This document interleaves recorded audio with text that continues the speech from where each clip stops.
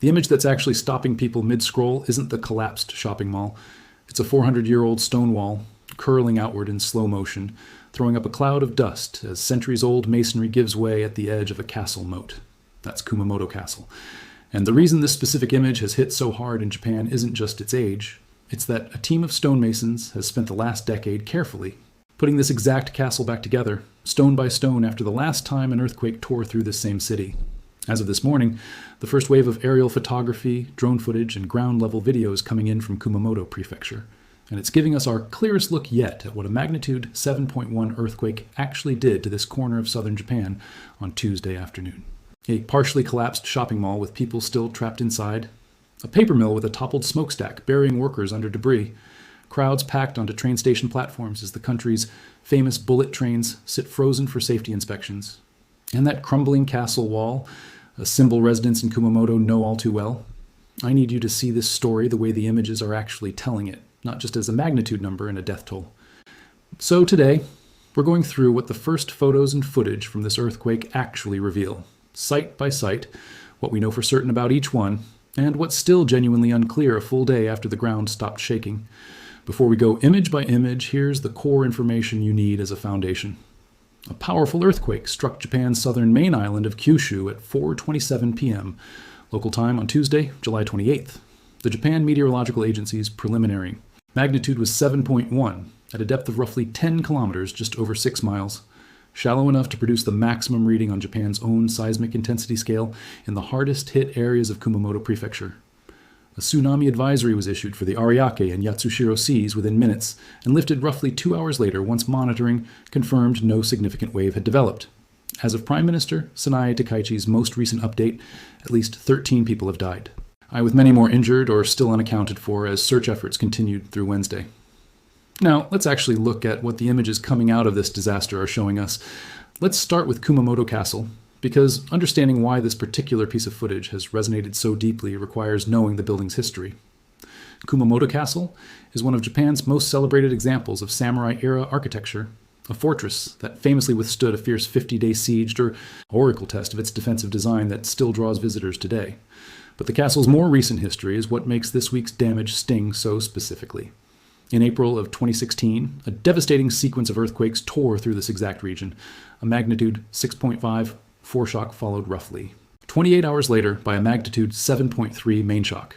That sequence caused severe damage to the castle's foundation stones and roof tiles, collapsed multiple historic turrets, and breached significant sections of its iconic stone walls.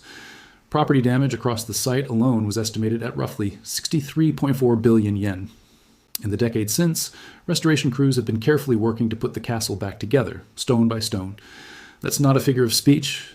The restoration project genuinely involves relaying an estimated 100,000 individual stones across the castle's walls, with skilled masons and carpenters working, and alongside modern reinforcement techniques designed to protect the structure against future disasters.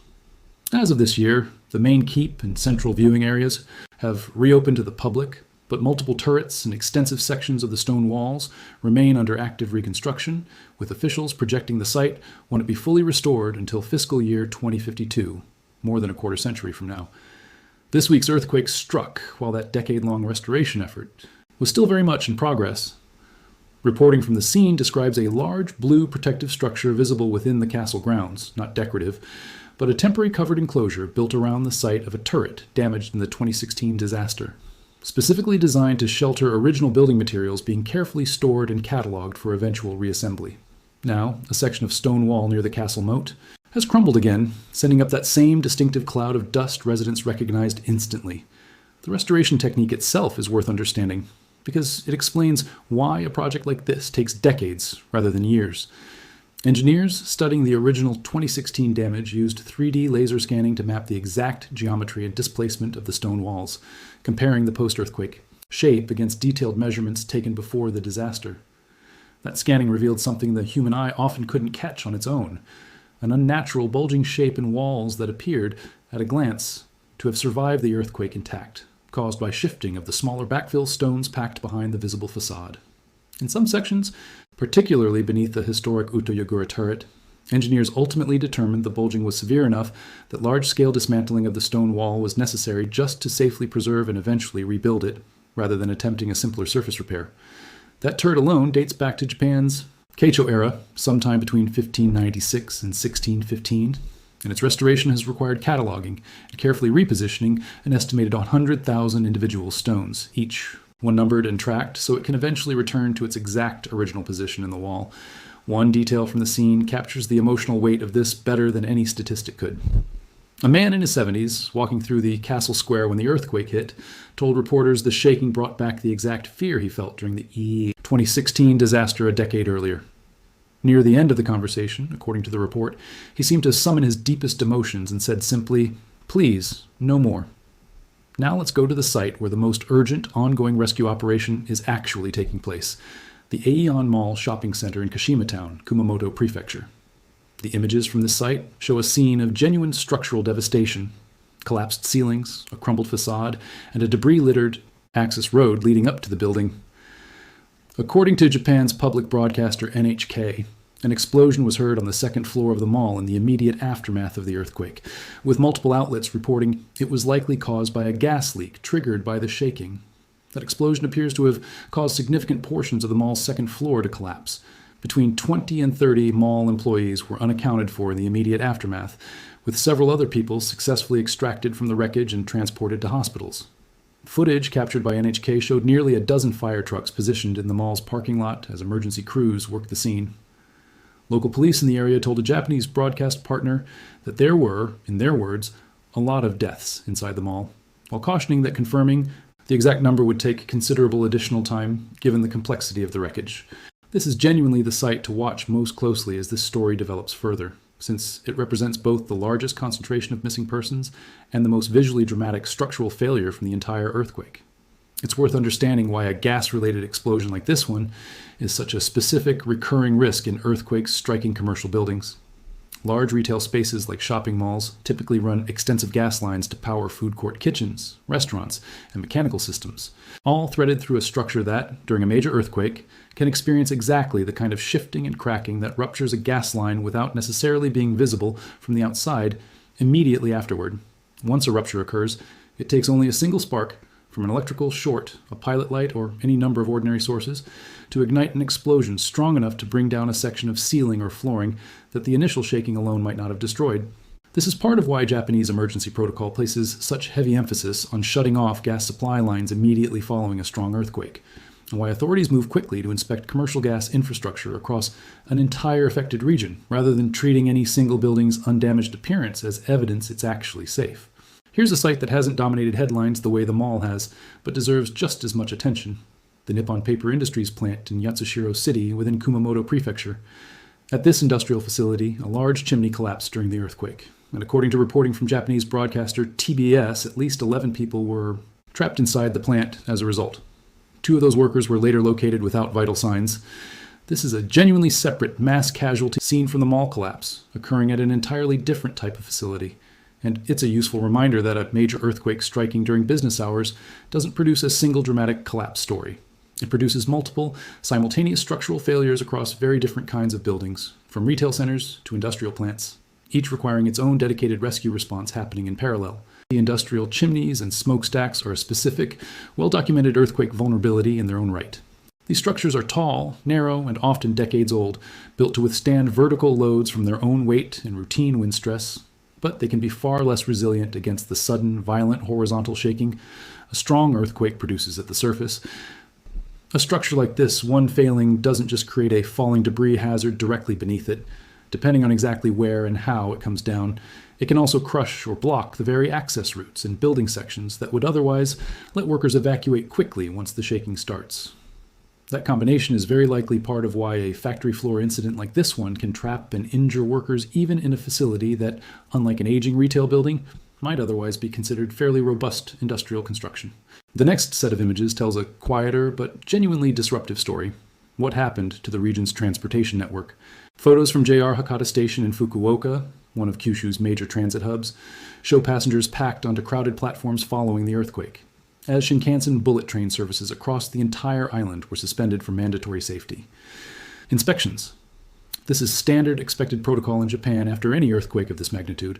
The country's high-speed rail network is designed to halt automatically or by rapid manual order whenever seismic sensors detect strong shaking. specifically to prevent a train from continuing at high speed over track that might have sustained hidden structural damage. Local commuter trains across the region were affected as well. That automated stopping system is itself worth understanding because it's one of the more remarkable pieces of disaster response engineering built directly into Japan's rail network. Sensors, positioned along the track and at coastal monitoring stations, are designed to detect the earliest, fastest traveling seismic waves from an earthquake, the ones that arrive slightly ahead of the more damaging shaking that follows, and use those few precious seconds of lead time to automatically trigger emergency braking on any train running through the affected area. It's a system built specifically because Japan's Shinkansen network operates at speeds where even a moderate amount of track displacement could be catastrophic if a train encountered it while still moving at full speed, and it's part of why, even amid a disaster producing genuine structural collapses and fatalities elsewhere in the region, there have been no reports of a train-related casualty tied to this earthquake. Meanwhile, at Aso Kumamoto Airport, the main runway was closed entirely following the quake, with the airport's own website posting a notice stating there was, in its words, no prospect of resuming operations, without further detail at the time. As of Wednesday, July 29th, flights were reportedly beginning to gradually return to normal, suggesting the most severe disruption to air travel may have been relatively short-lived compared to the rail suspension. Beyond the dramatic single-site photos, a set of infrastructure statistics gives you the fuller, less visually dramatic, but arguably more consequential picture of how many people this earthquake has actually displaced and disrupted. As of the most recent government briefing, roughly 36,900 homes across the affected region remained without electricity, and about 9,500 homes were without gas service. Japan's chief government spokesman, Minoru Kuhara, also confirmed that communication networks were not functioning properly in some areas, which is part of why the full scope of damage has been slower to come into focus than it might be after a similarly sized earthquake in a region with fully intact infrastructure. More than 9,000 people have left their homes entirely, now sheltering across more than 500 designated evacuation centers. Officials specifically noted they were working to add power sources to these shelters so that displaced residents could have access to air. Conditioning, a detail worth sitting with, given that this is the height of Japan's hot, humid summer, and a shelter without reliable cooling adds a genuine layer of physical stress on top of the trauma of displacement itself. I want to be honest with you about where the confirmed facts end and the genuine uncertainty begins, because that gap is actually one of the most important parts of this story right now. Japan's Fire and Disaster Management Agency stated there were no reports of damage to major public facilities or infrastructure. At the same time, Prime Minister Takaichi told reporters there were reports of damage to roads, bridges, and buildings, as well as blackouts and fires, though she was direct that many of those details remained unclear at the time she spoke. Those two statements aren't necessarily contradictory. One is describing the absence of damage to nationally significant public infrastructure, specifically, while the other is describing a broader, still developing picture of localized damage across the wider region. But it does tell you that a full, confirmed damage assessment genuinely hadn't been completed, even a full day after the earthquake struck, which is a normal expected part of how disaster response actually unfolds in the real world, however unsatisfying it is if you're looking for a single, complete number. Japan's Nuclear Regulation Authority did move quickly to confirm no abnormalities were found at 3 nearby. Nuclear power plants, a statement Japanese authorities prioritize releasing rapidly after any significant earthquake, given the country's history with the 2011 Fukushima disaster. I want to give you a quick, honest sense of why this specific corner of Japan keeps producing major, damaging earthquakes, without repeating a full geology lecture here. Japan sits along the Pacific Ring of Fire, the horseshoe-shaped zone circling the Pacific Ocean, where a huge share of the world's earthquakes and volcanic eruptions occur, driven by the collision and grinding of multiple tectonic plates. Kyushu specifically sits at the southern end of a major fault system running the length of the country, and this exact region around Kumamoto has now produced 2 separate seismically significant earthquake disasters within a single DCCC. Aid, the 2016 sequence, and this week's event. Japan experiences tremors, both minor and major, on an almost daily basis, which is part of why the country has invested so heavily in earthquake-resistant building codes, automated train safety systems, and a nationwide seismic intensity reporting network that lets officials and the public understand shaking severity almost instantly after an event like this one. Here's what I'll be watching as this story continues to develop over the coming days. First, the confirmed death toll.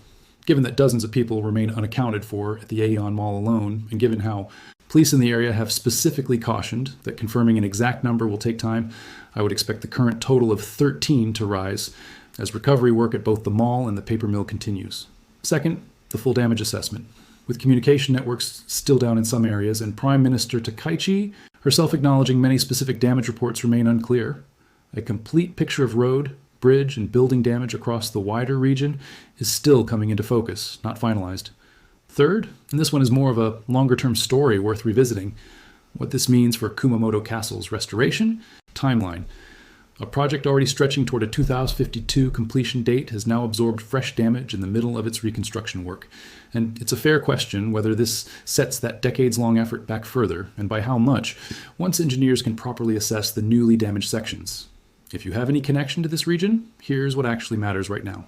If you have friends, family, or business contacts anywhere in Kumamoto Prefecture or the broader Kyushu region, check in with them directly, rather than assuming news coverage alone will tell you their specific situation.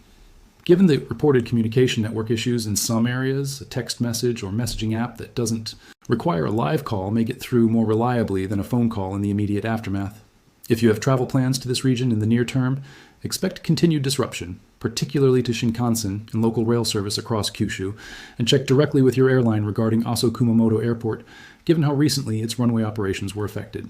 And more broadly, if this story has your attention, it's worth taking as a prompt to check your own household's earthquake preparedness, regardless of where you live, precisely because this is now the second time in a decade that this exact region has demonstrated how quickly ordinary Tuesday afternoons can turn into a multi-site, multi-day disaster response. If you personally travel through large retail centers, mixed-use buildings, or older commercial construction on a regular basis, it's genuinely worth taking 30 seconds the next time you're in one to actually locate the nearest emergency exits, and note whether the building shows any obvious structural age or damage. That's not a habit most people build voluntarily, but it costs almost nothing to develop. And this week's mall collapse is exactly the kind of event that turns an abstract precaution into something you wish you'd already had in the back of your mind. So here's what the first wave of images and reporting actually shows us as of today, July 30th. A magnitude 7.1 earthquake struck Kumamoto Prefecture on Kyushu Tuesday afternoon, and the visual evidence coming out of the region tells a story that spans far beyond any single collapsed building. A centuries-old castle wall crumbling mid-restoration, a shopping mall with dozens still unaccounted for after an apparent gas explosion, a paper mill where a fallen chimney trapped 11 workers, bullet trains frozen across an entire island for safety checks, and tens of thousands of homes still without power or gas a full day later. At least 13 people are confirmed dead, with officials themselves acknowledging that a complete picture of the damage is still coming into focus. I'll be tracking the death toll, the ongoing rescue efforts at both the mall and the paper mill, and the fuller damage assessment as it continues to develop over the coming days. This is exactly the kind of disaster where the first images only tell you part of the story, and I'd rather keep updating you honestly as the fuller picture emerges than pretend we already have the complete story today.